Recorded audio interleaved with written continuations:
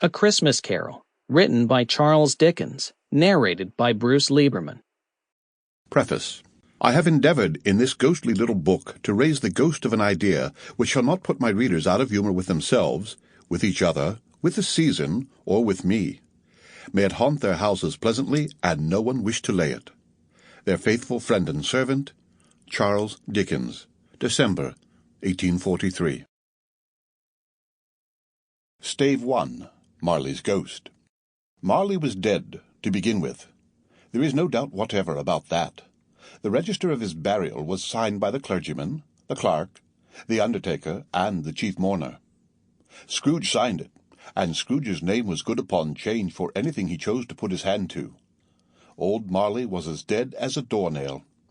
Mind, I don't mean to say that I know of my own knowledge what there is particularly dead about a doornail.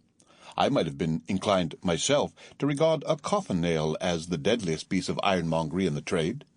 But the wisdom of our ancestors is in the simile, and my unhallowed hands shall not disturb it, or the country's done for. You will therefore permit me to repeat, emphatically, that Marley was as dead as a doornail. Scrooge knew he was dead?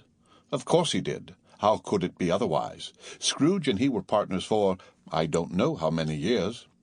Scrooge was his sole executor, his sole administrator, his sole assign, his sole residuary legatee, his sole friend, and sole mourner.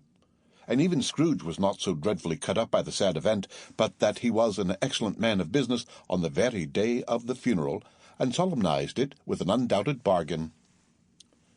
The mention of Marley's funeral brings me back to the point I started from. There is no doubt that Marley was dead.